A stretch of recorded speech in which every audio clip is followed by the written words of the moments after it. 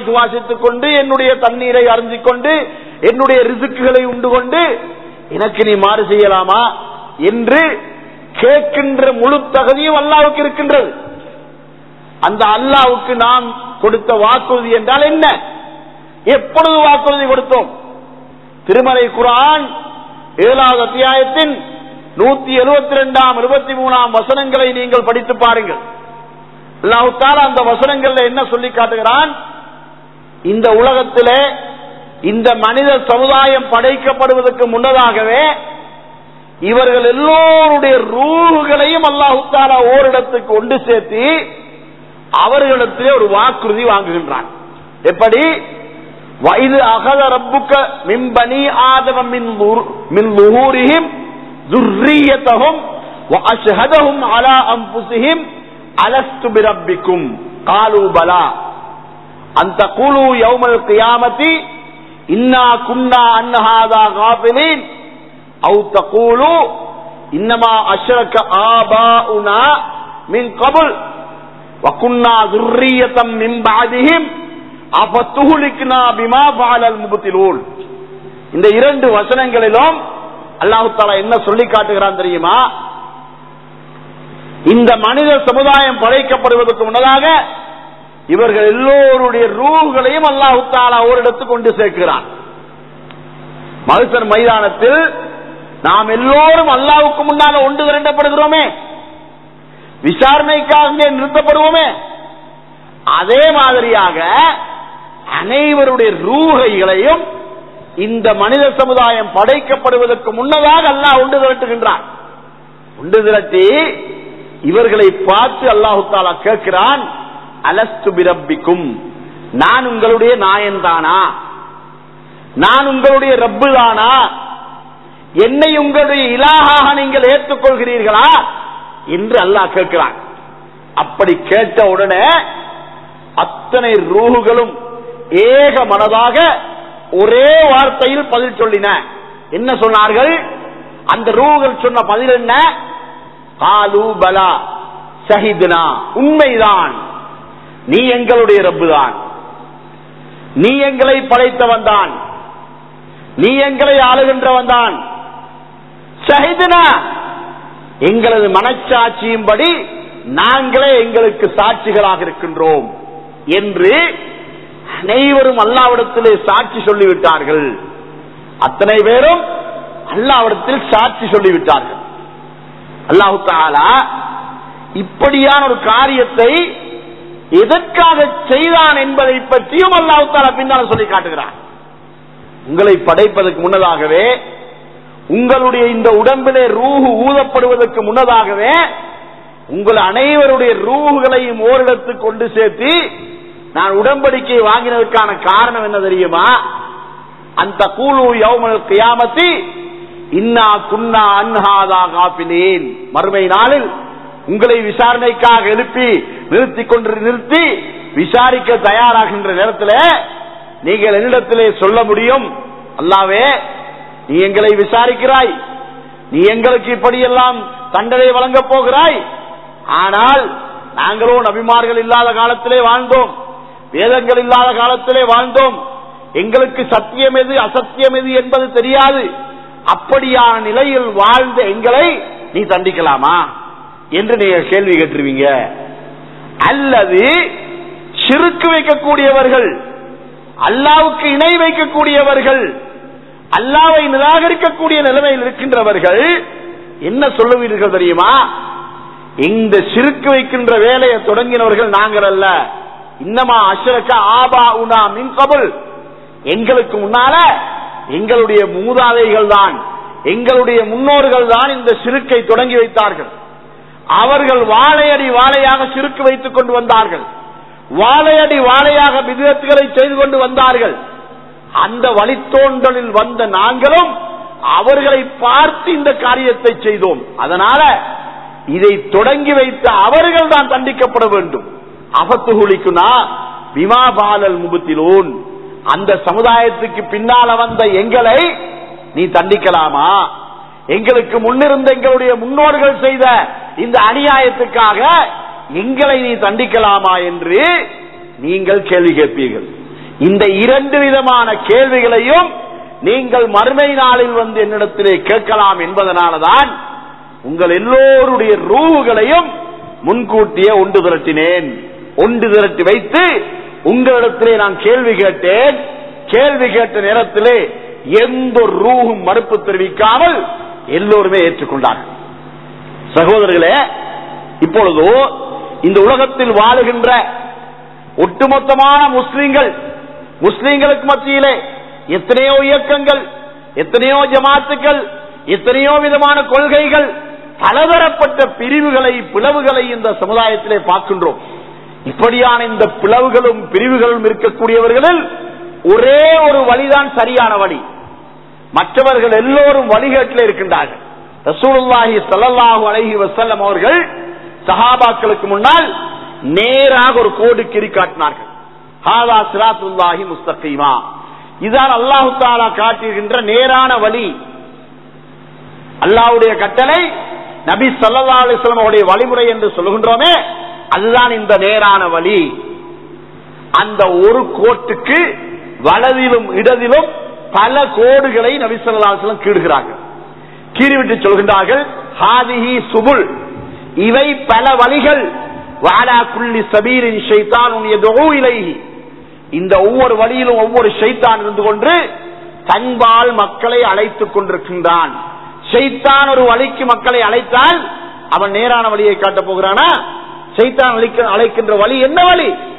இந்த ஒவ்வொரு வழியிலும் ஒவ்வொரு ஷைத்தான் இருந்து கொண்டு தன்பால் மக்களை அழைத்துக் கொண்டிருக்கின்றான் என்று நபி ஸல்லல்லாஹு அலைஹி வஸல்லம் ஒரு உதாரணம் சொல்லி காட்டுகின்றார்.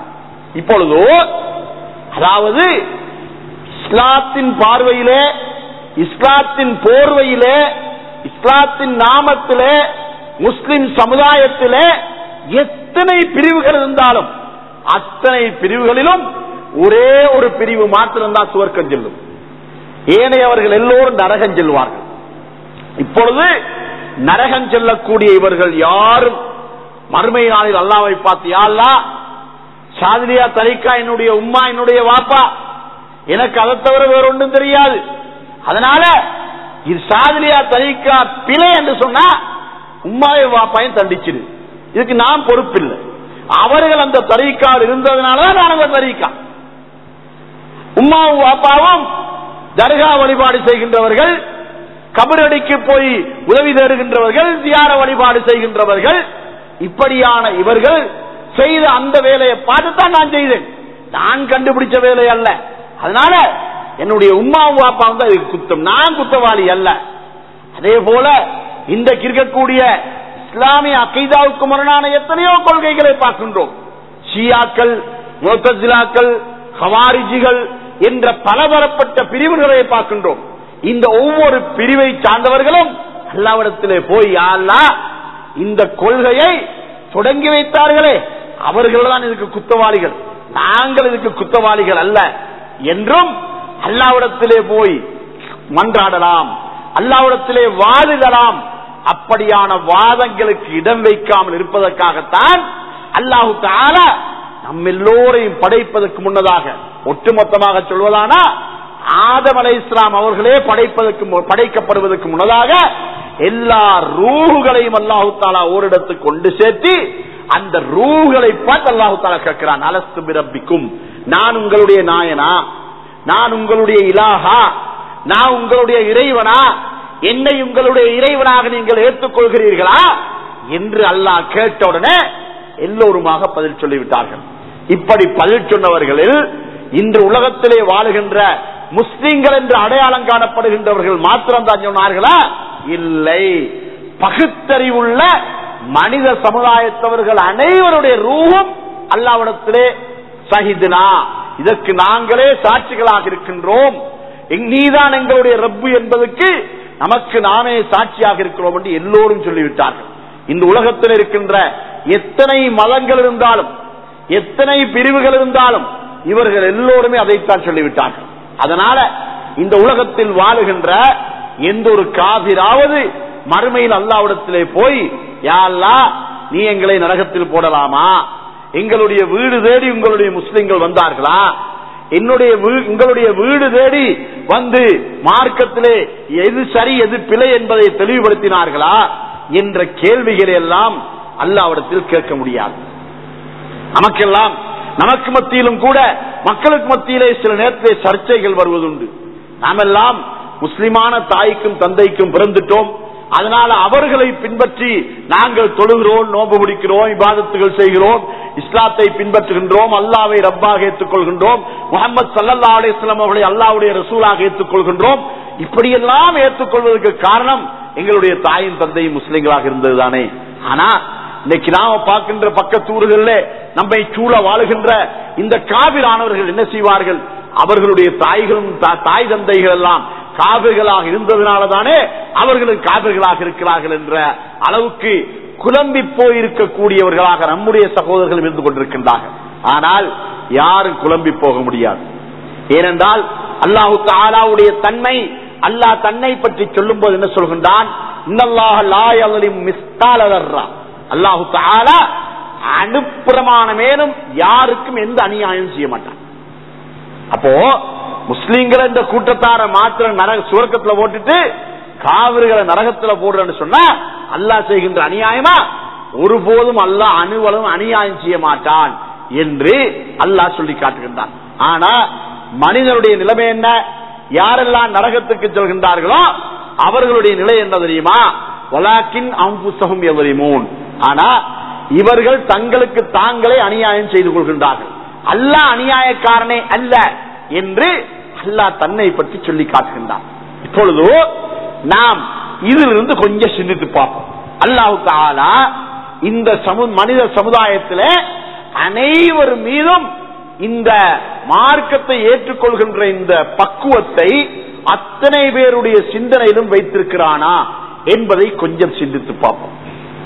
சகோதரர்களே, அல்லாஹ் தஆலா மனிதனுக்கு சிந்திக்கும் ஆற்றலை கொடுத்திருக்கின்றான்.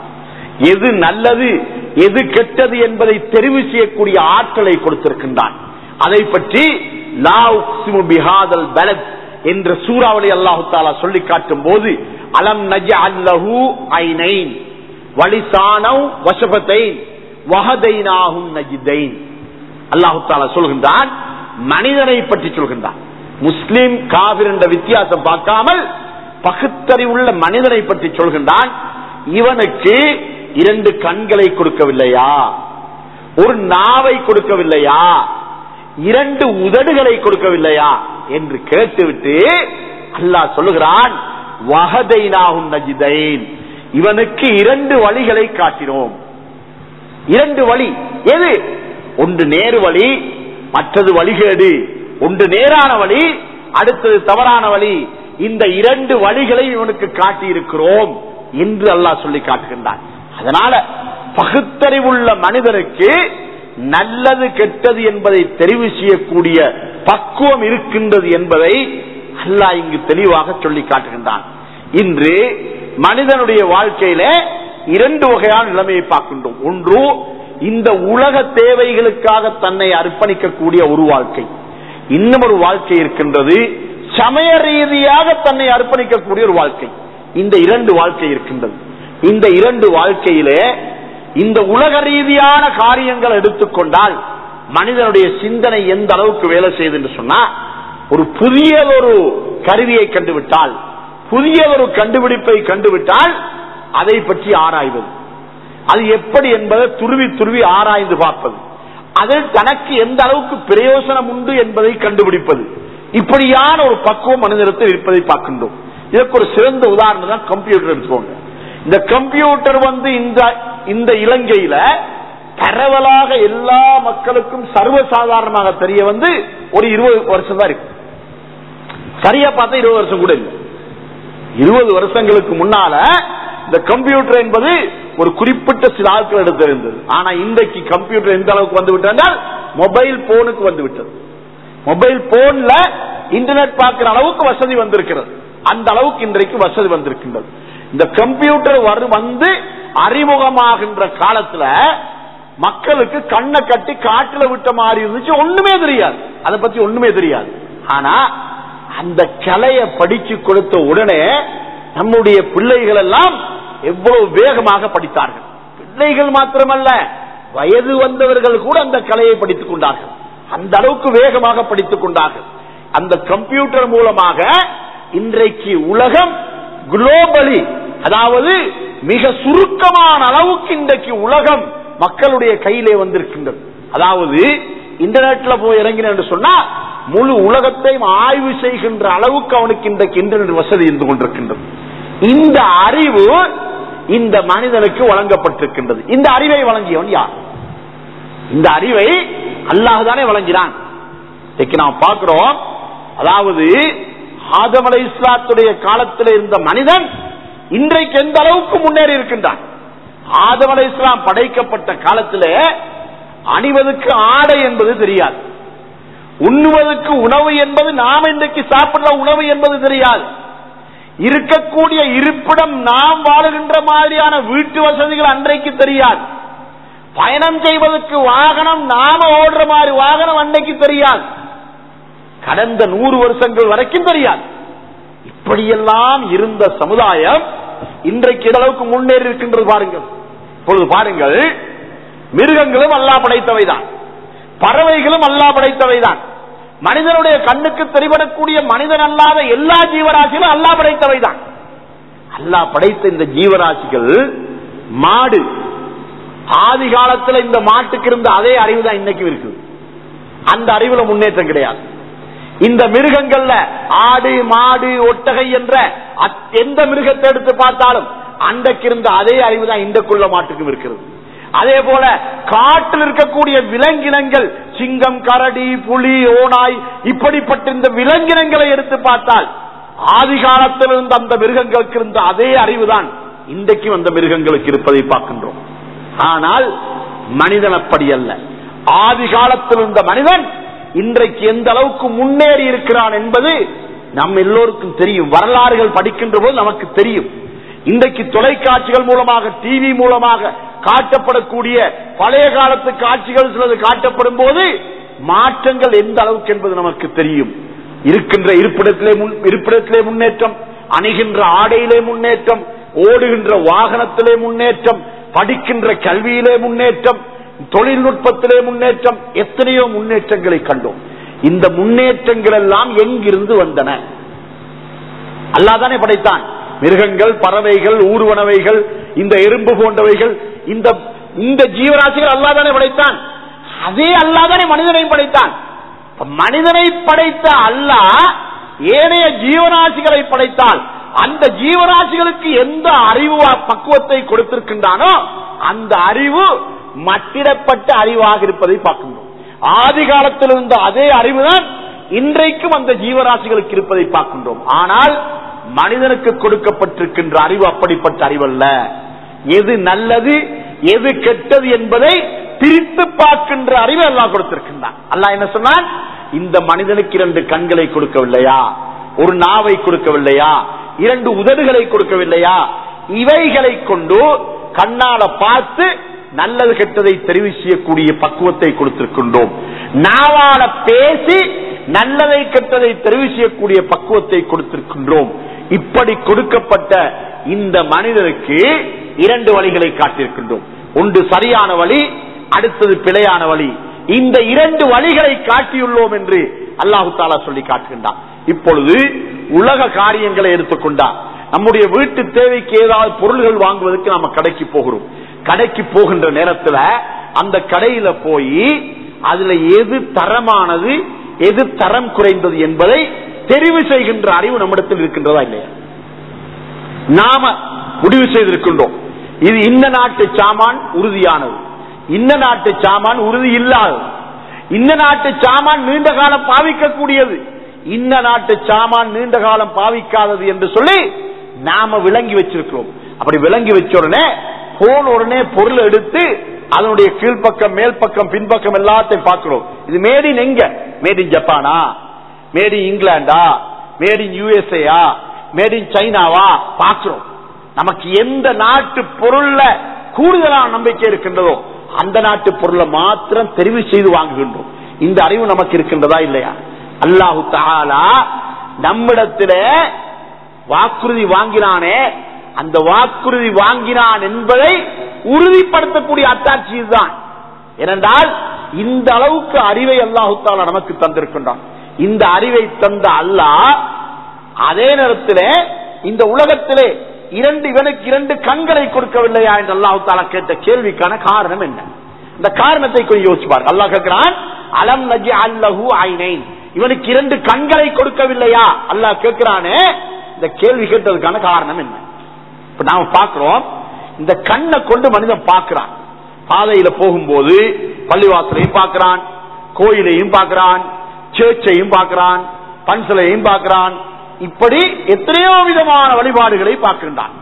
இப்படி பார்க்கக்கூடிய மனிதர்களில் யாரெல்லாம் முஸ்லிம் அல்லாதவனாக இருக்கின்றானோ அவனுக்கு அவனுடைய சொந்த வாழ்க்கையில நல்லதை கெட்டதை தெரிவு செய்கின்ற பக்குவம் அவனுக்கு இருக்கின்றது என்று சொன்னா, இந்த மார்க்கத்தில் எது சரியானது என்பதை தெரிவு செய்கின்ற அந்த உரிமையும் அவனுக்கு உண்டா இல்லையா? அதை தெரிவு செய்கின்ற கடமை அவனுக்கு உண்டா இல்லையா? அதை தெரிவு செய்து சரியானதை கண்டுபிடிப்பது அவன் மீது கடமையா இல்லையா? அல்லாஹ் தஆலா நம்முடைய எல்லாருடைய ரூகளை ஒன்று சேர்த்து நான் உங்களுடைய ரப்புதானா என்று கேள்வி கேட்டானே, அந்த கேள்வி கேட்டதுக்கான நியாயம் இதுதான்.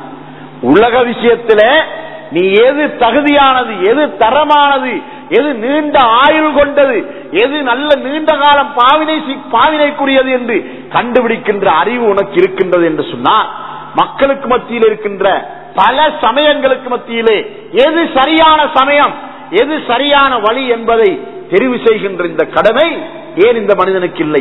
இருக்கின்றது. ஆனால் இப்படியான இந்த மனிதர்களில் இவர்கள் அனைவரும் அல்லாஹ்வுடைய தண்டனைக்கு ஆளாகுவதற்கான காரணத்தை 7வது அத்தியாயத்தின் 179வது வசனத்தில் அல்லாஹ் தஆலா சொல்லி காட்டுகின்றான். வலக்கது தரனா லிஜஹன்னம கஸீரம் மினல் ஜின்னி வல் இன்ஸ், மனிதர்களும் ஜின்களிலும் இருந்து அதிகமானோரை நரகத்துக்கென்றே நான் தயார் பண்ணி வைத்திருக்கின்றேன். காரணம் என்ன? லஹும் குலூபுன் லா யஃப்கஹூன பிஹா, அவர்களுக்கு உள்ளங்கள் இருக்கின்றன, அவைகளை கொண்டு உணர்ந்து பார்க்கிறார்கள் இல்லை. வலஹும் அயுனுன் லா யுப்சிரூன பிஹா, அவர்களுக்கு கண்கள் இருக்கின்றன, அவைகளை கொண்டு பார்க்கிறார்கள் இல்லை.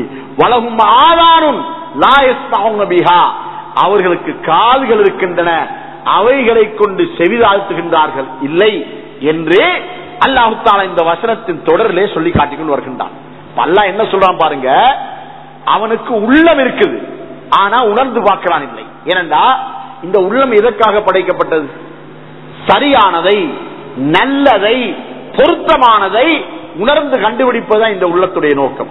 இந்த ஃபேன் சுத்துது, இந்த ஃபேனுடைய நோக்கம் என்ன? நமக்கு இருக்கின்ற வேர்வையை இல்லாமலாக்கி குளிர்ச்சியை தர வேண்டும் என்பதுதான் ஃபேனுடைய நோக்கம். அந்த ஃபேனின் மூலமாக காற்று வரவில்லை என்று சொன்னா என்ன செய்வாங்க? ஃபேனை கழட்டி வீசி போட்டு தகுதியான வேற ஃபேனை கொண்டு வந்து கூட்டுவாங்க. ஏன்னா அந்த ஃபேனால வேலை நடக்கல. அப்போ இதே மாதிரி இந்த உள்ளம் படைக்கப்பட்ட நோக்கம் சரியானதை, நேரானதை, நேரு வழியை உணர்ந்து பார்ப்பதற்காகத்தான் இந்த உள்ளம் படைக்கப்பட்டது. அதனை இந்த உள்ளம் செய்யவில்லை என்று சொன்னால் உள்ளம் படைக்கப்பட்ட நோக்கம் நிறைவேறவில்லை. அதே போல அவனுக்கு கண்கள் இருக்கின்றன, அவைகளை கொண்டு பார்க்கிறார்கள் இல்லை என்று சொன்னால் கண் படைக்கப்பட்ட நோக்கம் நல்லதை பார்க்க வேண்டும், அல்லாஹ்வுக்கு விருப்பமானதை பார்க்க வேண்டும், அல்லாஹ்வுக்கு பொருத்தமானதை பார்க்க வேண்டும் என்பதற்காகத்தான் கண் படைக்கப்பட்டது. அது நிறைவேறவில்லை என்று சொன்னா அந்த கண் படைக்கப்பட்ட நோக்கத்தை அவன் நிறைவேற்றவில்லை. அதே போல காது படைக்கப்பட்ட நோக்கம் நல்ல செய்திகளை காது கொடுத்து கேட்க வேண்டும், அல்லாஹ்வுடைய மார்க்கத்தை, சத்திய மார்க்கத்தை காது கொடுத்து கேட்க வேண்டும், எது உண்மையானதோ அதை காது கொடுத்து கேட்க வேண்டும். அதற்காகத்தான் இந்த காது படைக்கப்பட்டது. அதுவும் அங்கே நடக்கவில்லை என்று சொன்னா இந்த 3 காரியத்தையும் உள்ளத்தை கொண்டு உணராமல், கண்ணை கொண்டு பார்க்காமல், காதை கொண்டு கேட்காமல் இருக்கின்றவர்கள் யாரெல்லாம் இருக்கின்றார்களோ அவர்களுடைய நிலைமை என்ன தெரியுமா? உலாயிக கல் அன்ஆம், இவர்கள் கால்நடைகளை போன்றவர்கள். கால்நடை என்று நாம எதுக்கு சொல்றோம் தெரியுமா? ஆடு, மாடு, ஒட்டகை என்ற ஹலாலாக சாப்பிடுவதற்கு ஆகமாக்கப்பட்ட மிருகங்கள் இருக்கின்றனவே, இவைகளுக்குத்தான் அன்ஆம், கால்நடை என்று சொல்றது. அல்லாஹ் தஆலா சொல்கிறான் இவர்கள் கால்நடைகளை போன்றவர்கள் என்று சொல்லிவிட்டு தொடர்ந்து அல்லாஹ் சொல்கிறான், இல்லை, இந்த கால்நடைகளுக்கு கூட இவர்களை சமப்படுத்த முடியாது. பல்ஹும் அவல்லு, இவைகளை விட கேடு கட்டவர்கள். இந்த கால்நடைகளை விட இவர்கள் கேடு கெட்டவர்கள் என்று அல்லாஹு தஆலா சொல்லிவிட்டு உலாயிக ஹுமுல் காஃபிலூன், இவர்கள் எந்த நோக்கத்துக்காக படைக்கப்பட்டார்களோ அந்த நோக்கத்தை மறந்தவர்களாக இருக்கிறார்கள். எதை மறந்தார்கள்? அல்லாஹ்வுக்கு கொடுத்த வாக்குறுதியை மறந்து விட்டார்கள். அல்லாஹ்விடத்தில் என்ன சொன்னார்கள்? காலு பலா ஷஹித்னா, உண்மைதான், நீ எங்களுடைய ரப்பு தான், இதற்கு நாங்களே சாட்சியாக இருக்கிறோம் என்று சொன்னார்களே, அதை மறந்து விட்டார்கள் என்று அல்லாஹ் இங்க சொல்லி காட்டுகிறான். அப்போ அல்லாஹ் தஆலா இந்த வசனத்தில் என்ன சொல்கிறான்? மனிதன் தன்னுடைய உலக காரியங்கள் எல்லாவற்றிலும் நல்லது எது கெட்டது எது என்பதை தெரிவு செய்கின்ற அறிவு பக்குவம் உள்ளவனாக இருக்கிறான் என்று சொன்னா, இதே மனிதன் மார்க்கத்திலே எது சரியான வழி எது பிழையான வழி என்பதை தெரிவு செய்கின்ற அந்த பக்குவத்தையும் அவன் தனக்கு ஏற்படுத்திக் கொள்ள வேண்டுமா இல்லையா? எது சரியான வழி என்பதை தெரிவு செய்து அதை பின்பற்றுகின்ற கடமை அவன் மீது இருக்கின்றதா இல்லையா? அப்போ இதை செய்யாமல் இருக்கின்றவன் யார்? கவனஈனமானவன். ஒரு தந்தை நல்ல உழைப்பாளி, நிறைய சம்பாதித்திருக்கின்றார்.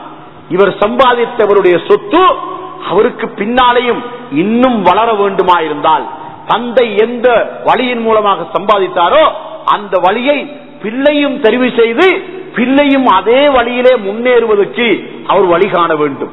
தந்தைக்கு தெரியாத நவீனமான சில வழிகள் மூலமாகவும் அந்த உழைப்பை இன்னும் அதிகப்படுத்துவதற்கு பிள்ளை முயற்சி செய்ய வேண்டும். ஆனா தந்தை சம்பாதித்த அந்த சொத்தில இருந்து பிள்ளை எந்த விதமான முன்னேற்றமும் காணாமல் பொடுபோக்காக கவனஈனமாக தந்தையுடைய உழைப்பை மாத்திரம் சாப்பிடக்கூடியவனாக அவன் இருந்தான் என்று சொன்னா, தந்தையுடைய மௌத்துக்கு பின்னால் தந்தையுடைய சொத்துக்களை சாப்பிட்டு முடித்துவிட்டு இறுதியிலே அவன் கையேந்துகின்றவனாக பிச்சைக்காரனாக மாறுகின்ற நிலைமை வருமா இல்லையா? இந்த காட்சிகளை உலகத்திலே பார்க்கிறோமா இல்லையா?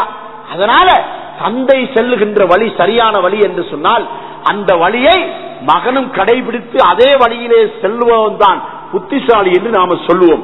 அப்படியானால் இன்று மனிதன் தன்னுடைய கண்ணுக்கு காணுகின்ற காட்சிகளிலே உலக காரியங்களில் எப்படி நல்லது கெட்டது என்பதை தெரிவு செய்யக்கூடிய தகுதி அவனுக்கு இருக்கின்றதோ, தரமானது எது தரம் குறைந்தது எது என்பதை தெரிவு செய்யக்கூடிய அந்த அறிவு பக்குவம் அவனிடத்தில் இருக்கின்றதோ, அதே அறிவை மார்க்கத்திலே எது சரியானது என்பதை தெரிவு செய்வதற்கும் அவன் பயன்படுத்த வேண்டும் என்பதை இதிலிருந்து நாம் விளங்குகின்றோம். அடுத்த ஒரு முக்கியமான விஷயத்தை இங்கே விளங்கிக் கொள்ள வேண்டும். அல்லாஹ்வுடைய நல்லடியார்களே, அன்புள்ள தோழர்களே, இந்த 2 வசனங்களை நீங்கள் நன்றாக நினைவில் வைத்துக் கொள்ளுங்கள். 7வது அத்தியாயத்தின் 172வது வசனம், 173வது வசனம், இந்த 2 வசனங்களை நன்றாக நினைவில் வைத்துக் கொள்ளுங்கள். ஏனென்றால் இது உங்களுக்கு மிக முக்கியமாக தேவைப்படுவது. இந்த சத்திய இஸ்லாம் மார்க்கத்தை பிரச்சாரம் செய்கின்ற இந்த கடமை அத்தனை பேர் மீது சுமத்தப்பட்டிருக்கின்றது. இது குறிப்பிட்ட ஒரு சாரா தாய்களுக்கு மாத்திரம் சொந்தமானதல்ல. அல்லாஹ் தஆலா 3வது அத்தியாயத்தின் 110வது வசனத்திலே சொல்லி காட்டுகின்றான், குந்தும் கைர உம்மத்தின் உஹ்ரிஜத் லின்னாஸ், இந்த மனித சமுதாயத்துக்கு மத்தியிலே தோற்றுவிக்கப்பட்டவர்களில் அல்லாஹ்வுடைய இறுதி தூதருடைய உம்மத்தினர்களாகிய நீங்கள் சிறந்த உம்மத்தாக இருக்கின்றீர்கள். அல்லாஹ் தஆலா ரசூலுல்லாஹ்வுடைய உம்மத்தை பார்த்து சொல்லி காட்டுகின்றான், நீங்கள் சிறந்த உம்மத்தாக சிறந்த சமுதாயமாக இருந்து கொண்டிருக்கின்றீர்கள். அப்படி இருப்பதற்கான காரணம் என்ன தெரியுமா? சிறந்த சமுதாயமாக நீங்கள் இருப்பதற்கான காரணம் என்ன தெரியுமா? தஅமுரூன பில் மஅரூஃபி வ தன்ஹவுன அனில் முன்கர், நீங்கள் நன்மையை ஏவக்கூடியவர்களாகவும் தீமையை தடுக்கக்கூடியவர்களாகவும் இருந்து கொண்டிருக்கின்றீர்கள். வ துமினூன பில்லாஹ், அல்லாஹ்வை விசுவாசம் கொள்ளக்கூடியவர்களாகவும் இருக்கின்றீர்கள். இதனால்தான் நீங்க சிறந்தவர்கள். அல்லாஹ் தஆலா நமக்கு சிறப்பு பட்டம் எதை வைத்து தருகிறான் என்று சொன்னா, இந்த பணியை செய்வதன் மூலமாகத்தான் சிறப்பு பட்டம் தருகிறான். அதாவது ஒருவருக்கு BA என்ற பட்டம் எப்பொழுது கொடுக்கப்படும்? அவர் யூனிவர்சிட்டியில போய் படித்து டிகிரி பட்டம் எடுத்தா தான் BA. MA என்ற பட்டம் அதுக்கு அடுத்த கட்டத்தில் ஒரு பட்டம் எடுத்தா தான் MA. PhD என்ற பட்டம் அதுக்கு அடுத்த கட்டத்தில் அவர் அந்த பட்டத்தை எடுத்தாத்தான், அதுக்காக படித்தாத்தான் அவர் PhD. அப்படி இல்லாதவருக்கு யூனிவர்சிட்டிக்கு போய் டிகிரி எடுக்காத யாருக்கும் BA என்று சொல்லுவீங்களா? அவர் கிராஜுவேட் சொல்லுவீங்களா?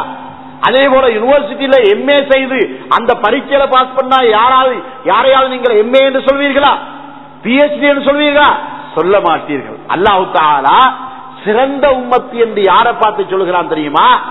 நன்மையை ஏவுகின்றவர்களாகவும் தீமையை தடுக்கின்றவர்களாகவும் யாரெல்லாம் இருக்கின்றீர்களோ அவர்கள் தான் சிறந்த உம்மத்து என்று அல்லாஹ் இங்க சொல்லி காட்டுகிறான். இப்போ இந்த ஆயத்துடைய மறுபக்கத்தை பார்ப்போம். இந்த பணியை செய்யாதவன் சிறந்த உம்மத்தே அல்ல. சிறந்த உம்மத்து என்ற அந்த தகுதியை இழந்தவன், சிறந்த உம்மத்து என்ற அந்த சமுதாயத்தை விட்டும் ஓரங்கட்டப்பட்டவன் என்பது இதிலிருந்து விளங்குதா இல்லையா? அப்போ நாம் எல்லாம் அல்லாஹ்விடத்தில் சிறந்த உம்மத்தாக ஏற்றுக்கொள்ளப்பட வேண்டுமா இருந்தா நாம் ஒவ்வொருவரும் செய்ய வேண்டிய பணி என்ன? நன்மையை ஏவ வேண்டும், தீமையை தடுக்க வேண்டும். இந்த பணியை செய்து கொண்டே இருக்க வேண்டும். இந்த பணியை செய்வதற்குத்தான் உங்களுக்கு மிக உறுதியான 2 அத்தாட்சிகள் உங்களுக்கு நான் காட்டித் தருகிறேன். என்ன வசனம்? 173 வசனம். இந்த 2 வசனங்களை நீங்கள் தெளிவாக விளங்கி யார் யாரெல்லாம் மார்க்கத்தை பின்பற்றாதவர்களாக இருக்கின்றார்களோ, யார் யாரெல்லாம் ஷிர்க் செய்கின்றவர்களாக இருக்கின்றார்களோ, யாரெல்லாம் பித்அத் செய்கின்றவர்களாக இருக்கின்றார்களோ, யாரெல்லாம் குர்ஆன் ஹதீஸ் வழியை விட்டு மாறுபட்டவர்களாக இருக்கின்றார்களோ அப்படியானவர்களுக்கு நீங்கள் உபதேசங்கள் செய்யும் போது இந்த ஆயத்தை முன்வைக்க வேண்டும். இந்த 2 வசனங்களை முன்வைக்க வேண்டும். நாங்கள் நீங்கெல்லாம் அல்லாஹ்விடத்தில் இந்த உலகத்தில் பிறப்பதற்கு முன்னதாகவே ஒரு வாக்குறுதி கொடுத்திருக்கின்றோம், உடன்படிக்கை செய்திருக்கின்றோம். அல்லாஹ் நம்ம எல்லோரையும் எழுப்பி கேள்வி கேட்டிருக்கிறான். நான் உங்களுடைய ரப்புதானா என்று கேட்டிருக்கிறான். நாம் எல்லோரும் பதில் சொல்லிட்டோம், நீ எங்களுடைய ரப்புதான் என்று சொன்னோம். அதே நேரத்தில் அப்படி எங்களுடைய ரப்புதான் என்பதற்கு எங்களுக்கு நாங்களே சாட்சியாக இருக்கின்றோம் என்றும் சொல்லிட்டோம். அல்லாஹ் தஆலா இதை குர்ஆன்ல சொல்லி காட்டுகிறான். இந்த வாக்குறுதியை வாங்கினதற்கான காரணத்தையும் சொல்லி காட்டுகிறான். மறுமை நாளில் என்னிடத்தில் வந்து நீங்கள் என்னிடத்தில் வாதிடக் கூடாது என்பதற்காகத்தான் வாக்குறுதி வாங்கினேன். இந்த பொதுபோக்கான வாழ்க்கைக்கு நாங்க காரணம் அல்ல, எங்களுக்கு மார்க்கம் தெரியாது, அதனால்தான் நாங்கள் பொதுபோக்காக இருந்தோம், கவனக்குறைவாக இருந்தோம் என்று நீங்கள் சொல்லலாம். அல்லது எங்களுடைய முன்னோர்கள் சிறுக்கு வைத்தார்கள், அதற்கு நீ எங்களை தண்டிக்க கூடாது, அவர்கள் செய்ததை வாழையடி வாழையாக பின்பற்றித்தான் நாங்கள் செய்தோம் என்று இப்படி நீங்கள் சொல்லுவீர்கள். அதனால இப்படியான வாக்குறுதி அல்லாஹ் தஆலா வாங்கிய நோக்கமே மறுமையில் அல்லாஹ்விடத்தில் போய் நாம இப்படி அல்லாஹ்விடத்தில் வாதிடக் கூடாது என்பதற்காகத்தான் அல்லாஹ் இந்த வாக்குறுதியை வாங்கினதாக அல்லாஹ் குர்ஆன்ல சொல்லி காட்டுகிறான். அதனால நீங்கள் இருக்கின்ற இந்த பிடிவாதமான இந்த போக்கு, இஸ்லாத்துக்கு முரணான இந்த போக்கு, குர்ஆனுக்கு ஹதீஸுக்கு முரணான இந்த போக்குக்கு மறுமை நாள் அல்லாஹ்விடத்தில் பதில் சொல்ல வேண்டி வரும். இஸ்லாத்தின் சரியான வழி, நேரான வழி, குர்ஆன் காட்டுகின்ற வழி, நபி ஸல்லல்லாஹு அலைஹி வஸல்லம் உடைய சுன்னா காட்டுகின்ற வழி, இதுதான் நேரு வழி என்று மக்களுக்கு நாம் பிரச்சாரம் செய்கின்ற கடமை நம்மீது சுமத்தப்பட்டிருக்கின்றது. நாம் கண்டிப்பாக இந்த பிரச்சாரத்தை செய்ய வேண்டும். இந்த பிரச்சாரத்தை செய்கின்ற இந்த சுமை ஒவ்வொரு ஆண் மீது ஒவ்வொரு பெண் மீது சுமத்தப்பட்டிருக்கின்றது. 66வது அத்தியாயத்தின் 6வது வசனத்தின் மூலமாக அல்லாஹ் தஆலா சொல்லி காட்டுகின்றான். யா அய்யுஹல்லதீன ஆமனூ கூ அன்ஃபுஸக்கும் வ அஹ்லீக்கும் நாரா. மூமின்களே, நீங்கள் உங்களையும் உங்களுடைய குடும்பத்தையும் நரக நெருப்பிலிருந்து பாதுகாத்துக் கொள்ளுங்கள். அந்த நரகம் எப்படிப்பட்டது என்றால் வகூதுஹன் நாஸ் வல் ஹிஜாரா, அதனுடைய விறகுகள் மனிதர்களாகவும் கற்களாகவும் இருந்து கொண்டிருக்கின்றார்கள் என்று அல்லாஹ் தஆலா அந்த பயங்கரமான நரகத்தை பற்றி நமக்கு சொல்லி காட்டுகின்றான். அந்த நரகத்திலிருந்து நம்மை நாம் காத்துக்கொள்ள வேண்டுமாயிருந்தால் நாம் ஒவ்வொருவரும் குடும்ப ரீதியாக தௌவா செய்ய வேண்டும். கணவன் தனது மனைவிக்கு தாவா செய்ய வேண்டும், ஒரு தந்தை தனது பிள்ளைகளுக்கு தாவா செய்ய வேண்டும், ஒரு தாயும் தந்தையும் தங்களது பிள்ளைகளுக்கு தாவா செய்ய வேண்டும். அவர்களை சரியான வழியிலே வளர்த்தெடுக்க வேண்டும், அவர்களுக்கு நேரான பாதையை காட்டிக் கொடுக்க வேண்டும் என்பதற்கு இந்த ஆயத்து ஒவ்வொருவர் மீது சுமத்தப்பட்ட கடமையை உணர்த்தக்கூடியதாக இருந்து கொண்டிருக்கின்றது என்பதை இதை கொண்டு நாம் உணரக்கூடியவர்களாக இருந்து கொண்டிருக்கின்றோம். அதனால இந்த மேற்சொன்ன 7வது அத்தியாயத்தின் 172, 173 ஆகிய வசனங்கள் நமக்கு உணர்த்துகின்ற பாடம் என்னவென்றால், நாம் அல்லாஹ்வுக்கு கொடுத்திருக்கின்ற வாக்குறுதியை நிறைவேற்றக்கூடியவர்களாக நம்மை நாம் தயார்படுத்திக் கொள்ள வேண்டும். அல்லாஹ்வுடைய நல்லடியார்களே, அல்லாஹ்வுக்கு கொடுத்த வாக்குறுதி என்று சொன்னால் அந்த வாக்குறுதியின் ஒட்டுமொத்தமான உருவம் என்ன? வாக்குறுதி கொடுத்துட்டோம். என்ன வாக்குறுதி கொடுத்துட்டோம்? உன்னை ரப்பாக ஏற்றுக்கொள்வோம், உனக்கு அடிபணிந்து வாழ்வோம் என்று வாக்குறுதி கொடுத்தோம். அல்லாஹ் தஆலாவுக்கு அடிபணிந்து வாழக்கூடிய வழியை நமக்கு காட்டுவதற்காக அல்லாஹ் தஆலா தன்னிடமிருந்து நபிமார்களை ரசூல்மார்களை அனுப்பிக் கொண்டே இருந்தான். அப்படி அனுப்பப்பட்ட அந்த தொடரிலே இறுதியாக அனுப்பப்பட்ட நபி நமக்காக அனுப்பப்பட்ட முஹம்மது ரசூலுல்லாஹி ஸல்லல்லாஹு அலைஹி வஸல்லம் அவர்கள் ஆவார்கள். அவர்கள் நமக்கு நேரான வழியை காட்டிவிட்டு சென்று விட்டார்கள். இப்பொழுது அல்லாஹ்வுக்கு கொடுத்த வாக்குறுதி என்ன? உன்னை ரப்பாக ஏற்றுக் கொண்டோம் என்று வாக்குறுதி கொடுத்தோம் அல்லவா? அந்த வாக்குறுதியுடைய அர்த்தம் என்ன தெரியுமா? நீ எந்த வழியை உன்னுடைய நபியை கொண்டு எங்களுக்கு காட்டியிருக்கின்றாயோ அந்த வழியை நான் பின்பற்றுவேன் என்பதுதான் அல்லாஹ்வுக்கு கொடுத்த வாக்குறுதி. அல்லாஹ்வுக்கு கொடுத்த வாக்குறுதி அதுதான். அல்லாஹ் தஆலா திருமறை குர்ஆனில் என்ன சொல்லி காட்டுகின்றான்? அதாவது இன்னல்லாஹ் இஸ்தஃபா லக்குமுத்தீன வலா தமூதுன்ன இல்லா வ அன்தும் முஸ்லிமூன். அல்லாஹ் தஆலா உங்களுக்கு ஒரு மார்க்கத்தை தெரிவு செய்து தந்திருக்கின்றான். அல்லாஹ் தஆலா உங்களுக்கு எது சரியான வழி என்ற ஒரு நேர் வழியை தெரிவு செய்து தந்திருக்கின்றான். வலா தமூதுன்ன இல்லா வ அன்தும் முஸ்லிமூன். மௌத்தாகிவிட வேண்டாம். நீங்க மௌத்தாகிற நேரத்தில் உங்களிடத்தில் இஸ்லாம் இருக்க வேண்டும். மௌத்தாகின்ற நேரத்தில் இஸ்லாம் உங்களிடத்தில் இருக்கின்ற நிலையில் நீங்கள் மௌத்தாக வேண்டும். அதாவது முஸ்லீம்களாக வந்து நீங்கள் மௌத்தாகிவிட வேண்டாம் என்று அல்லாஹ் நம்மை பார்த்து சொல்லி காட்டுகின்றான். இப்பொழுது முஸ்லீம்களாகவே மௌத்தாகுங்கள் என்று அல்லாஹ் தஆலா நமக்கு எதை வைத்து சொல்லி காட்டுகின்றான்? அவனுடைய தூதர் மூலமாக நமக்கு காட்டிய ஒரு வழி இருக்கின்றது. அந்த வழியை கடைபிடிக்க வேண்டும் என்பதை கொண்டு முஸ்லீம்களாக வந்து மௌத்தாக வேண்டாம் என்று சொல்லி காட்டுகின்றான். இப்பொழுது திருமறை குர்ஆன் 2வது அத்தியாயத்தின் 208 209 வசனங்களில் அல்லாஹ் தஆலா சொல்லி காட்டுகின்றான். யா அய்யுஹல்லதீன ஆமனு துகுலு ஃபிஸ்ஸில்மி காஃபா வலா தத்தபிஉ குதுவாத்திஷ் ஷைத்தான் இன்னஹு லக்கும் அதுவ்வும் முபீன். முஃமின்களே, இஸ்லாத்திலே நீங்கள் பூரணமாக நுழைந்து விடுங்கள். வலா தத்தபிஉ குதுவாத்திஷ் ஷைத்தான், ஷைத்தானுடைய அடிச்சுவடுகளை பின்பற்ற வேண்டாம். ஷைத்தானுடைய அடிச்சுவடு என்று அல்லாஹ் தஆலா என்ன சொல்கிறான் தெரியுமா? நமக்கு சௌகரியமான சிலதை பின்பற்றிவிட்டு நமக்கு சிரமமான சிலதை கைவிட்டு விடுவதற்கின்றது. இதுதான் ஷைத்தானுடைய அடிச்சுவடு. இஸ்லாமிய மார்க்கத்திலே நமக்கு சொல்லப்பட்ட அந்த வழிகாட்டலிலே நமக்கு பின்பற்றுவதற்கு எது வசதியோ, எது சௌகரியமோ, எது இலகுவாக இருக்கின்றதோ அவைகளை மாத்திரம் எடுத்துக்கொண்டு விட்டு நமக்கு எது கடினமாக இருக்கின்றதோ அதை விட்டு தள்ளுறது, அதை ஒதுக்கிடுறது, அதை நாம கணக்கெடுக்காம விடுவது என்ற இந்த போக்கு இருக்கின்றதே, இது ஷைத்தான் காட்டுகின்ற ஒரு வழிகாட்டல் என்று அல்லாஹ் சொல்லி காட்டிவிட்டு சொல்கின்றான். அந்த ஷைத்தான் எப்படிப்பட்டவன்? இன்னஹு லக்கும் அதுவும் முபீன், உங்களுக்கு அவன் பகிரங்க விரோதியாக இருந்து கொண்டிருக்கின்றான். அதனால் இஸ்லாத்தை பின்பற்றுகின்ற போர்வையையும் உங்களுக்கு காட்டி தருவான், உங்களை முஸ்லிம்கள் என்று அடையாளமும் காட்டி தருவான். ஆனால் நீங்கள் அல்லாஹ்வுடைய தண்டனைக்குரியவர்களாக ஆகுவதற்காக சௌகரியமான சிலதை பின்பற்றிவிட்டு அசௌகரியமானவைகளை விட்டுவிடக்கூடிய ஒரு வழியை உங்களுக்கு காட்டி விடுவான். அதனால அந்த ஷைத்தானுடைய அந்த அடிச்சுவட்டை பின்பற்றி விடாதீர்கள். இஸ்லாத்தில் பூரணமாக நுழைய வேண்டுமா இருந்தால் இஸ்லாம் என்று எவைகள் எல்லாம் உங்களுக்கு தெரியுமோ அவைகள் எல்லாவற்றையும் உங்களுடைய வாழ்க்கையிலே எடுத்து நடந்து கொண்டிருங்கள். பைன்சலல்தும் மிம்பாதிமா ஜாஅத்துக்குமுல் பையினாத் ஃபஅலமு அன்னல்லாஹ அஸீஸுல் ஹகீம். 209 வசனத்திலே அல்லாஹ் சொல்கின்றான். இவ்வளவு தெளிவான அத்தாட்சிகளை அல்லாஹ் தன்னுடைய தூதர் மூலமாக உங்களுக்கு தெளிவாக சொல்லி காட்டியதற்கு பின்னாலும் அதை விட்டு யாரெல்லாம் சருகி விடுகின்றார்களோ, வழிதவறி சென்று விடுகின்றார்களோ அவர்களை தண்டிப்பதில் அல்லாஹ் மிக கடுமையானவராக இருந்து கொண்டிருக்கின்றான் என்பதை நீங்கள் விளங்கிக் கொள்ளுங்கள் என்று அல்லாஹ் தஆலா தொடர்ந்து வருகின்ற வசனத்திலே சொல்லி காட்டுகின்றான். இது நமக்கு எதனை உணர்த்தி காட்டுகின்றது? இஸ்லாம் என்று நமக்கு தெரிந்தவைகளை நாம் பரிபூர்ணமாக எடுத்து நடத்த வேண்டும். பரிபூர்ணமான இஸ்லாம் என்றால் என்ன என்பதை நமக்கு தெரிந்த பாஷையிலே கொஞ்சம் தெளிவாக விளங்கிக் கொள்வோம். பரிபூர்ணமான இஸ்லாம் என்றால் என்ன? நம்முடைய அன்றாட நடைமுறையிலே நாம் பின்பற்றுகின்ற நம்முடைய வாழ்க்கை வழிமுறையில் ஒவ்வொரு அம்சத்திலும் இஸ்லாம் இருக்க வேண்டும். ஐவேளை தொழுகையிலே அல்லாஹ்வுடைய தூதர் ஸல்லல்லாஹு அலைஹி வஸல்லம் அவர்கள் எப்படி தொழுது காட்டினார்களோ அது போல தொழ வேண்டும். சல்லு கமா ரஅய்துமூனி உஸல்லி, நான் தொழுவதை நீங்கள் எப்படி கண்டீர்களோ அப்படியே நீங்களும் தொழுங்கள் என நபி ஸல்லல்லாஹு அலைஹி வஸல்லம் சொன்னார்களே. அந்த அடிப்படையிலே நம்முடைய தொழுகையின் நடைமுறை அல்லாஹ்வால் அங்கீகரிக்கப்பட வேண்டுமாயிருந்தால், அல்லாஹ் அதற்கு நன்மை தர வேண்டுமாயிருந்தால் அவனுடைய தூதர் தொழுது காட்டிய தொழுகை முறையை நாம் அறிந்து அந்த தொழுகையை பின்பற்ற வேண்டும்.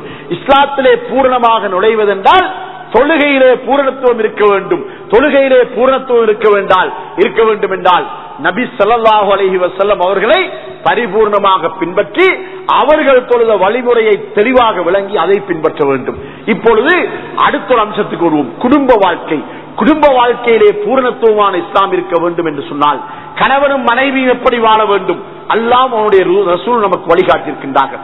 ரசூலுல்லாஹி ஸல்லல்லாஹு அலைஹி வஸல்லம் அவர்கள் கணவன் மனைவியோடு வாழுகின்ற வாழ்க்கைக்கு வழிகாட்டியிருக்கின்றார்கள்.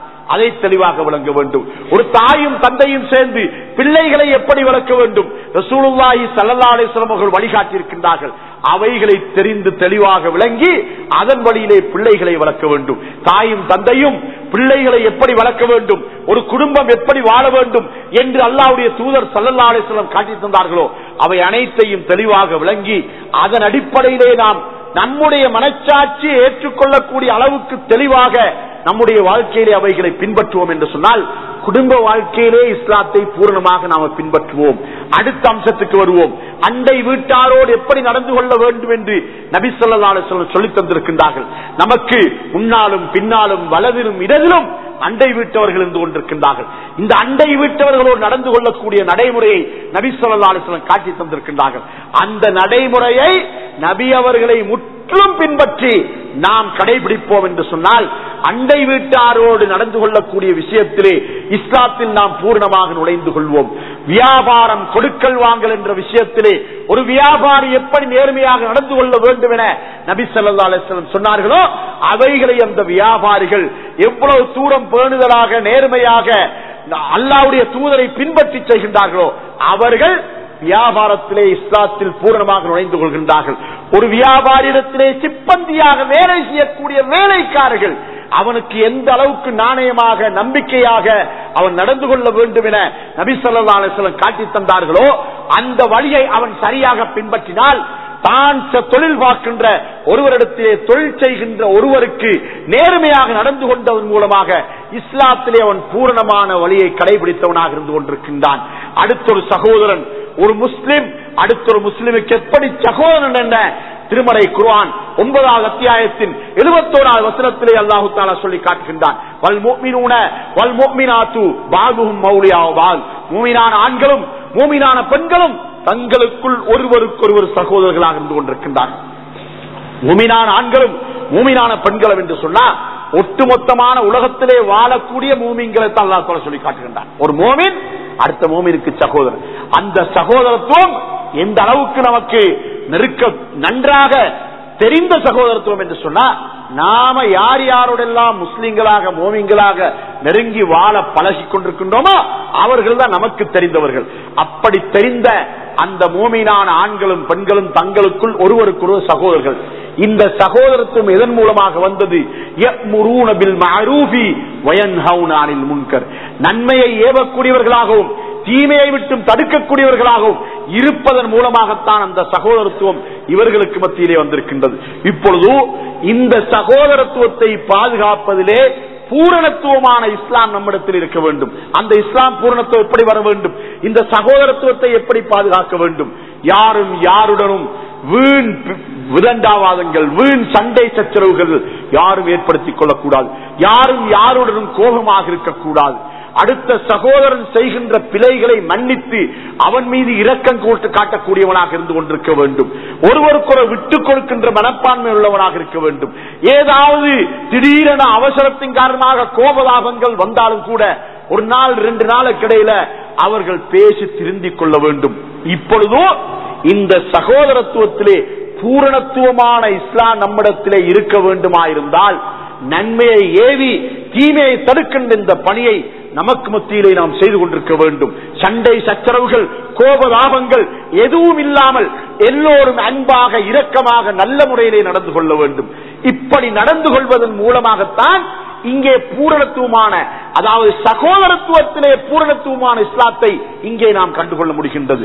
ரசூலுல்லாஹி ஸல்லல்லாஹு அலைஹி வஸல்லம் அவர்கள் சொல்லி காட்டுகின்றார்கள், லா யஹில்லு லிமுஸ்லிமின் ஐ யஹ்ஜுர அகாஹு ஃபௌக ஸலாத் வமன் ஹஜர ஃபௌக ஸலாத் ஸமாத் தகலன்னா. ஒரு முஸ்லிம் மற்றொரு முஸ்லிம் சகோதரனுடன் 3 நாளைக்கு அதிகம் கோபித்துக் கொண்டிருக்க கூடாது. கோபித்துக் கொண்டிருப்பது ஹராம். ஆக மேக்சிமம் 3 நாள், ஆகக்கூடிய 3 நாள். 3 நாளைக்கு அதிகமாக ஒரு முஸ்லிம் மற்றொரு சகோதரர் முஸ்லிமோட கோபித்துக் கொண்டிருக்க கூடாது. அப்படி அவன் கோபித்துக் கொண்டிருக்கின்ற நிலையில் 3 நாளையும் கடந்தவனாக அவன் மரணித்து விட்டால் தகலன்னார், நரகம் பிரவேசிப்பான் என்று நபி ஸல்லல்லாஹு அலைஹி வஸல்லம் காட்டினார்கள். இப்பொழுது சகோதரத்துவத்திலே பூரணத்துவமான இஸ்லாம் இருக்க வேண்டும் என்றால் இந்த ஹதீஸை பூரணமாக பின்பற்ற வேண்டும், இந்த நபிமொழியை பூரணமாக பின்பற்ற வேண்டும். இந்த நபிமொழியிலே நபி அவர்கள் என்ன சொல்லி காட்டுகின்றார்கள்? உனக்கு ஆக ஏதாவது உணர்ச்சி வசப்பட்டு கோபப்பட்டு அவனோடு 1 நாள் 2 நாளைக்கு பேசாம இருக்கிற இந்த சந்தர்ப்பத்துக்கு உனக்கு கூடுதலான டைம் 3 நாள் இருக்குது. 3 நாளுக்கு இடையில நீங்க 2 பேரும் ஆளுக்கால் சந்தித்து சமாதானமாகி ஒருவரை ஒரு மன்னித்து 2 பேரும் சேர்ந்து விட வேண்டும், சகோதரத்துவத்தை ஏற்படுத்திக் கொள்ள வேண்டும். அப்படி இல்லாத நிலையில் உங்களில் யாருக்காவது மௌத்து வந்து விட்டது என்று சொன்னா அவர்கள் ஒதுங்குமிடம் நரகமாக இருக்கின்றது என நபி ஸல்லல்லாஹு அலைஹி வஸல்லம் சொல்லி காட்டுகின்றார்கள். இப்பொழுது சகோதரத்துவத்திலே பூரணத்துவமான இஸ்லாம் எங்கே வருகின்றது என்று சொன்னால் எல்லோரும் ஒருவருக்கொரு அன்பாக இரக்கமாக நடந்து கொள்வது, அல்லாஹ்வுடைய தீனை இந்த பூமியிலே நிலைநாட்டுவதிலே ஒருவர் அடுத்தவருக்கு உதவியாக இருக்க வேண்டும் என்று இந்த வசனத்திலே அல்லாஹு தஆலா இங்கே சொல்லி காட்டுகின்றான். 9வது அத்தியாயத்தின் 71வது வசனத்திலே அல்லாஹு தஆலா என்ன சொல்கிறான்? என்னுடைய தீனை இந்த பூமியிலே நிலைநாட்டுவதிலே ஒரு முஸ்லிம் அடுத்த முஸ்லிமுக்கு உதவியாக இருக்க வேண்டும். வதஆவனு அலல் பிர்ரி வத்தக்வா வலா தஆவனு அலல் இஸ்மி வல் உத்வான். நன்மையான காரியங்கள் செய்யவும் அல்லாஹ்வை பயந்து நடக்கவும் ஒருவருக்கு ஒருவர் உதவியாக இருங்கள், பாவமான காரியங்கள் புரியவும் பகைமையாக வாழவும் ஒருவருக்கொருவர் ஒருபோதும் உதவியாக இருக்க வேண்டாம் என அல்லாஹு தஆலா இந்த வசனத்திலே சொல்லி காட்டுகின்றான். 5வது அத்தியாயத்தின் 2வது வசனத்திலே அல்லாஹு தஆலா இப்படி சொல்லி காட்டுகின்றான். அதனால நன்மையான காரியங்கள் செய்வதற்கு ஒருவருக்கு மற்றவர் உதவியாக இருக்க வேண்டும். அல்லாஹ்வுடைய தீனை இந்த பூமியிலே நிலைநாட்டுவதிலே ஒருவர் மற்றவருக்கு உதவியாக இருக்க வேண்டும் என இந்த வசனத்தின் மூலமாக அல்லாஹு தஆலா இங்கே சொல்லி காட்டுகின்றான். யா அய்யுஹல்லதீன ஆமனூ, மூமின்களே, உத்குலூ ஃபிஸ்ஸில்மி காஃபா, இஸ்லாத்திலே பூரணமாக நுழைந்து விடுங்கள் என்று அல்லாஹு தஆலா சொல்கின்றானே, அந்த பூரணத்துவம் என்பது எங்கே இருக்க வேண்டும் என்று சொன்னால் நம்முடைய வாழ்க்கையிலே குறுக்கிடக்கூடிய ஒவ்வொரு அம்சத்திலும் பூரணத்துவம் இருக்க வேண்டும். தொழுகையிலே பூரணத்துவம், ஜகாத்திலே பூரணத்துவம், ஹஜ்ஜிலே பூரணத்துவம், குடும்ப வாழ்க்கையிலே பூரணத்துவம், பொருளாதாரத்திலே பூரணத்துவம், வியாபாரம் கொடுக்கல் வாங்கலே பூரணத்துவம், நண்பர்களோடு சகோதரர்களோடு சேர்ந்து வாழ்வதிலே பூரணத்துவம் என்று சொல்லி நம்முடைய வாழ்க்கையில் குறுக்கிடக்கூடிய ஒவ்வொரு அம்சத்திலும் பூரணத்துவம் இருக்க வேண்டும் என அல்லாஹு தஆலா சொல்லி காட்டுகின்றான். அல்லாஹ்வுடைய நல்லடியார்களே, ஒரு முக்கியமான ஒரு உதாரணத்தை உங்களுக்கு சொல்லி காட்ட விரும்புகிறேன், நீங்கள் விளங்கிக் கொள்ளுங்கள். ஒரு மனிதன் அவனுடைய வாழ்க்கையில கூடுதலாக ரசனையாக விரும்பக்கூடிய ஒன்று இருக்கின்றது. ஒருவன் கூடுதலாக பாட்டை விரும்புவான். அவன் பாட்டை விரும்புவான் என்று சொன்னா அவனுக்கு விருப்பமான பாடகர்கள் யார் என்பது அவனுடைய மனசுல இருக்கும். அந்த பாடகருடைய பாட்டுகளையே கூடுதலாக அவன் பதிவு செய்து வைத்துக் கொண்டு அடிக்கடி அதைத்தான் கேட்பான். இன்னும் ஒருவன் என்ன செய்வான்? கூடுதலாக ஒரு ஆளுடைய பேச்சை விரும்புவான், அந்த ஆளுடைய பேச்சையே கூடுதலாக ரசிப்பான். இன்னும் ஒரு விளையாட்டை விரும்புவான், ஒரு விளையாட்டுல புட்பால விரும்புவான், அந்த புட்பால்ல தனக்கு விருப்பமான ஆளுடைய விளையாட்டையே கூடுதலாக விரும்புவான். இன்னும் ஒரு கிரிக்கெட்டை விரும்புவான், அந்த கிரிக்கெட்டையே கூடுதலாக யார் அவனுக்கு விருப்பமோ, எந்த நாட்டு டீம் அவனுக்கு விருப்பமோ அதை கூடுதலாக அவன் பார்ப்பதில் அவன் ஆசையுடையவனாக இருந்து கொண்டிருப்பான். இப்போ அதாவது நாம புட்பால் ரசிகர்களாக இருக்கின்றவர்கள் யாருடைய விளையாட்டை நாம பார்க்கிறோமோ அவனுக்கு நம்ம தெரியாது, நம்மளை பத்தி ஒண்ணுமே தெரியாது. அவன் அமெரிக்கன் ஆயிப்பான், அல்லது இங்கிலாந்து உள்ளவன் ஆயிப்பான், அல்லது ஆஸ்திரேலியா உள்ளவன் ஆயிப்பான். அந்த விளையாட்டுக்காரனுடைய அந்த ரசனை உடையவர்களாக நாம இருப்போம். ஆனா அவனுக்கு எங்களை தெரியாது. ஆனா அவனை நான் விரும்புறோம். பாட்டு நாம விரும்பக்கூடிய பாட்டு, அந்த பாட்டு பாடுறவனிக்கிறானே அவன் பாட்டு லட்சக்கணக்கான கோடிக்கணக்கான பேர் கேட்பார்கள், லட்சக்கணக்கான ரசிகர்கள் இருப்பார்கள். இந்த ரசிகர்கள்ல விரல் விட்டு எண்ணக்கூடிய ஒரு சில ஆட்கள் மட்டும் அவனுக்கு தெரியும், மற்றவங்க யாரையும் அவனுக்கு தெரியும். ஆனா இவங்க எல்லாரும் அவனை நேசிப்பாங்க. அதே போலதான் இந்த உலகத்துல மனிதன் எந்தெந்த துறையை நேசிக்கிறானோ அந்த துறையை சார்ந்தவர்களுக்கு இந்த மனிதனை தெரியாது, இந்த ஜனங்களை தெரியாது. ஆனா ஜனங்கள் எல்லோரும் அவனை நேசிக்கிறாங்க. நேசிச்சுதான் இவங்க என்ன கிடைக்குது? இவன் ஒரு புட்பால் ரசிகர், அவனுக்கு கிடைச்ச பரிசுல ஏதாவது பங்கெடுப்பானா? இவன் கிரிக்கெட் ரசிகன், அவனுக்கு கிடைக்கக்கூடிய அந்த கோடிக்கணக்கான ரூபாவில ஒரு பங்கு இவனுக்கு கொடுக்கிறானா? அல்லது வீட்டுக்கு வந்து இவனை வாழ்த்திட்டால் போறானா, நீ என்னுடைய ரசிகனா இருக்கிறாய், நான் உன்னை வாழ்க்கையில மறக்க கூடாது என்று வீட்டுக்கு வந்து வாழ்த்திட்டால் ஒண்ணும் கிடையாது. சும்மா ஒரு வகையான பிரேமை என்று சொல்லி காட்டுவார்கள். அர்த்தமில்லாத ஒரு ரசனை. இந்த ரசனையிலே இந்த அளவுக்கு வேகம். இப்ப இந்த பாருங்க ஐசிசி மேட்ச் நடந்து கொண்டிருக்குது. மக்களுடைய அந்த வேகம் எந்த அளவுக்கு பாருங்க. நானும் விளையாட்டு பார்த்து கொண்டே இருக்கிறாங்க. அப்போ பைனல் வரைக்கும் பார்க்கிறாங்க. தங்களுக்கு விருப்பமான ஒரு டீம் வெல்ல வேண்டும் என்று ஆசைப்படுறாங்க. இந்த அளவுக்கு ரசனையோடு இருக்கக்கூடிய இவர்களுக்கு ஒரு பக்கத்து ரசனை, மறுபக்கம் கிடையாது, அவங்க விரும்புறது கிடையாது. இந்த அளவுக்கு நாம மனிதன் இந்த அளவுக்கு ரசனையோடு இருக்கிறான் என்று சொன்னா, படைத்த ரப்புல் ஆலமீன் இருக்கிறானே, அவன் எந்த அளவுக்கு நம்மோட இரக்கமாய்க்கிறான் பாருங்க. எவ்வளவு இரக்கம் பாருங்க. அதாவது நாம் அல்லாஹ் இன்னும் காணவே இல்லை, ஆனா அவன் நம்ம எல்லாரும் பார்த்து கொண்டிருக்கிறான். பார்த்து கொண்டு இருக்கிற நிலைமையில அல்லாஹ் தஆலா நபி ஸல்லல்லாஹு அலைஹி வஸல்லம் அவர்களை பார்த்து சொல்கிறான், குல் யா இபாதியல்லதீன அஸ்ரஃபு அலா அன்ஃபுஸிஹிம் லா தக்னது மிர் ரஹ்மத்தில்லாஹ் இன்னல்லாஹ யக்ஃபிரு ذுனூப ஜமீஆ. நபியே நீ சொல்லு, யாரெல்லாம் அளவு கடந்து பாவம் செஞ்சு அந்த பாவத்துடைய அந்த எல்லைய பார்த்துட்டு அல்லாஹ்வும் என்ன மன்னிப்பானா என்று சந்தேகிக்கிற அளவுக்கு அதிகம் பாவம் செய்தவனாக இருந்தாலும் சரி, அவன் மீது நான் இரக்கம் காட்டுறேன், அவனுக்கு என்னிடத்துல பாவம் மன்னிப்பு கேட்க சொல்லு, நான் அவனை மன்னித்து அவன் மீது அன்பு காட்டுறதாக சொல்லு என்று நபியை பார்த்து அல்லாஹ் சொல்லி காட்டுற. பாத்தீங்களா? அதாவது நமக்கு இந்த யாரையா எந்தெந்த ரசனையுடையவர்களாக நாம் இருக்கிறோமோ அந்த கூட்டத்துக்கு எங்களை தெரியாது. ஆனா மக்கள் வந்து கோடிக்கணக்கான மக்கள் அவங்க ரசிக்கிறாங்க. அவங்களால இவங்களுக்கு ஒரு பிரயோசனம் கிடையாது. ஆனா அல்லாஹ்வை ரசிக்கிற இந்த நிலைமை மனிதனுக்கு இல்ல. அல்லாஹ்வை ரசிக்கணும். அல்லாஹ்வை ரசிக்கிறதுனால என்ன கிடைக்குது தெரியுமா? அல்லாஹ் நம்ம மீது இரக்கம் காட்டுறான். 3வது அத்தியாயத்தின் 31வது வசனத்தில் அல்லாஹ் தஆலா சொல்லி காட்டுகிறான், குல் இன் குந்தும் துஹிப்பூனல்லாஹ ஃபத்தபிஊனி யுஹிப்புக்குமுல்லாஹ்.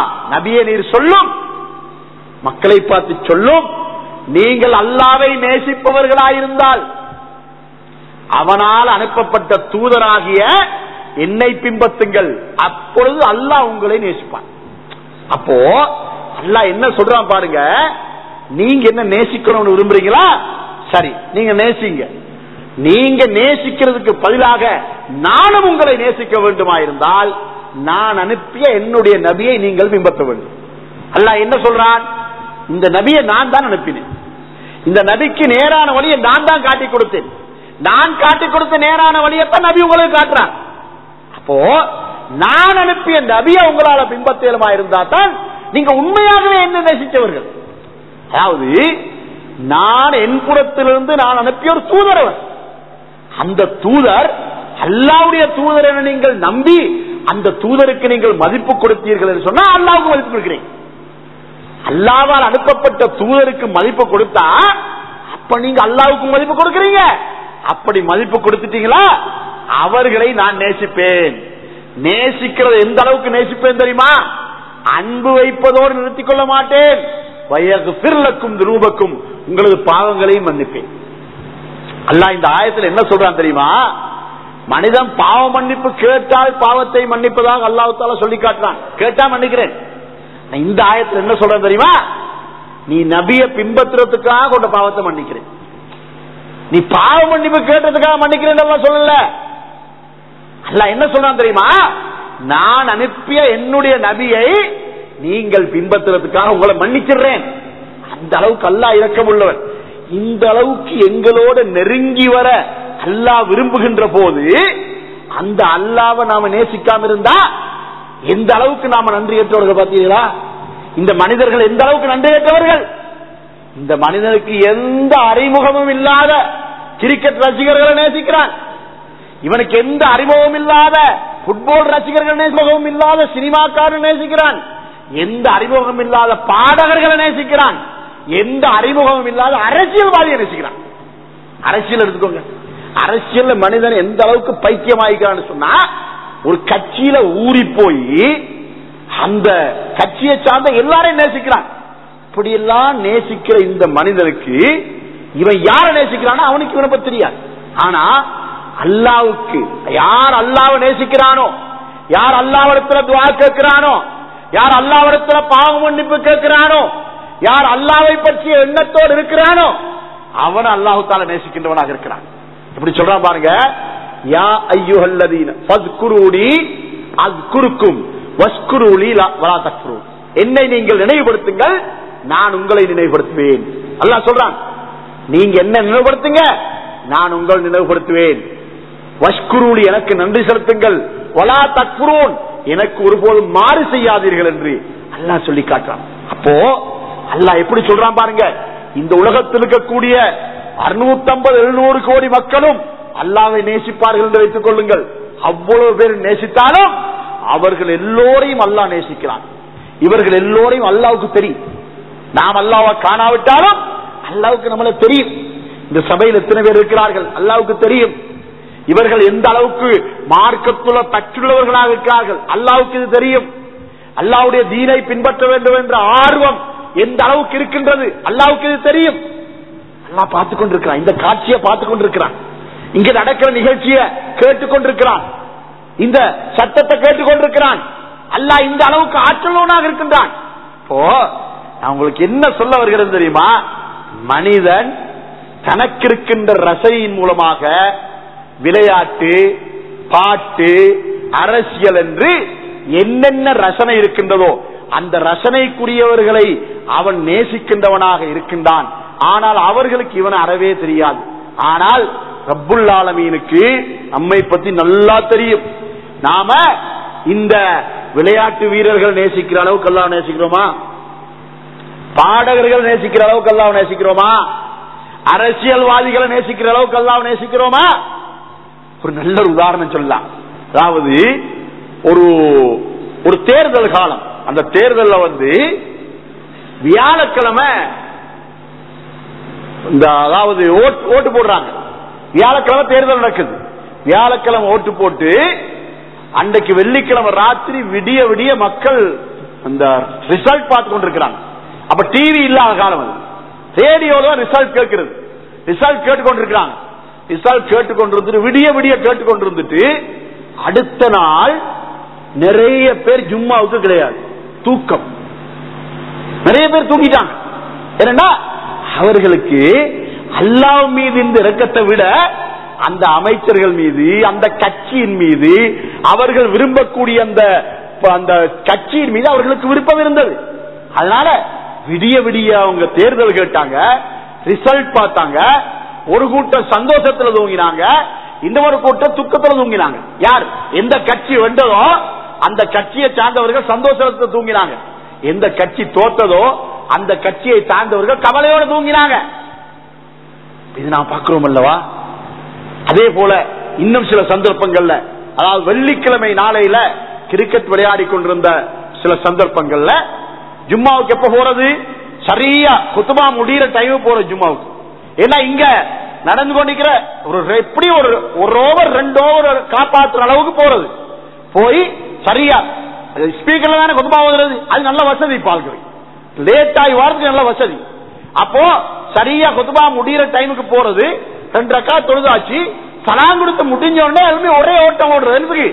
அவர்கள் விரும்புகின்ற அந்த கட்சி தோத்துடக்கூடாது, அந்த கட்சி விளையாடுறத பார்க்கணும், நேரடியாக பார்க்கணும் என்பதற்காக அவர்கள் அந்த அளவுக்கு ஆர்வம். இப்போ இந்த விளையாட்டில் இவர்கள் வைத்த அன்பு அல்லாஹ் மீது வைத்த அன்பை விட அதிகமா இல்லையா? யார் இவர்கள் விரும்புகின்ற அந்த பிரிவிலே வைத்த அந்த அன்பு அல்லாஹ் மீது வைத்த அன்பை விட அதிகமா இல்லையா? அதனாலதான் நாம் எப்பொழுதும் அல்லாஹ்வுக்கு கொடுத்த வாக்குறுதியை ஒருபோதும் மறந்துவிடக் கூடாது. அதனால் மீண்டும் நான் இங்கு நினைவுபடுத்துகின்றேன். திருமறை குர்ஆன் 7வது அத்தியாயத்தின் 172, 173 வசனங்களின் மூலமாக அல்லாஹ் தஆலா இந்த உலகத்திலே மனித சமுதாயங்களை படைப்பதற்கு முன்னதாக அனைவருடைய ரூஹையும் ஒன்று சேர்த்து வைத்து நான் உங்களுடைய ரப்புதானா என்று வாக்குறுதி கேட்டான். நாம் எல்லாரும் வாக்குறுதி கொடுத்துட்டோம். இந்த வாக்குறுதியை நிறைவேற்றுகின்றவர்களாக அல்லாஹ் தஆலா கொடுத்த பாக்கியம் குர்ஆன ஹதீஸ பின்பற்ற மக்களுக்கு மாத்திரம் இந்த பாக்கியத்தை கொடுத்திருக்கிறார். ஆனா யாரெல்லாம் குர்ஆன் ஹதீஸ் வழியை பின்பற்றாமல் இதற்கு முரண்பட்ட வழியில் இருக்கின்றார்களோ அவர்கள் அந்த வாக்குறுதியை நிறைவேற்றவில்லை. யாரெல்லாம் இஸ்லாத்தை தழுவாமல் குஃப்ரிலே வாழ்ந்து கொண்டிருக்கின்றார்களோ அவர்கள் இந்த வாக்குறுதியை நிறைவேற்றவில்லை. யாரெல்லாம் அல்லாஹ்வுக்கு இணை வைத்தவர்களாக, ஷிர்க் வைக்கின்றவர்களாக, வித்அத் செய்கின்றவர்களாக இருக்கின்றார்களோ அவர்கள் எல்லாம் இந்த வாக்குறுதியை நிறைவேற்றவில்லை. அதனால் வாக்குறுதியை நிறைவேற்றுகின்றவர்களாக குர்ஆன் ஹதீஸ் வழியிலே இருக்கின்ற மக்களுக்கும் ஒரு எச்சரிக்கை, ஒரு அன்பான வேண்டுகோள் என்னவென்று சொன்னால், அவர்களும் கூட வாக்குறுதியை நிறைவேற்ற வேண்டும் என்று சொன்னால் இஸ்லாத்தில் பூரணமாக நுழைந்து கொள்ள வேண்டும். தம்முடைய வாழ்க்கையிலே குறுக்கக்கூடிய அத்தனை அம்சங்களிலும் பூரணத்துவமான இஸ்லாத்தை பின்பற்றுவதற்கு முயற்சி செய்ய வேண்டும். வல்ல ரஹ்மான் நம் அனைவரையும் அவனுக்கு அளித்த வாக்குறுதியிலே நிலையானவர்களாக, உறுதியானவர்களாக வாழ்ந்து அதே நிலையிலே மரணிக்கக்கூடியவர்களாக ஆக்கியருவானாக. வாஹிரு தஅவானா அல்ஹம்துலில்லாஹி ரப்பில் ஆலமீன். அஸ்ஸலாமு அலைக்கும் வரஹ்மத்துல்லாஹி வபரகாத்துஹு.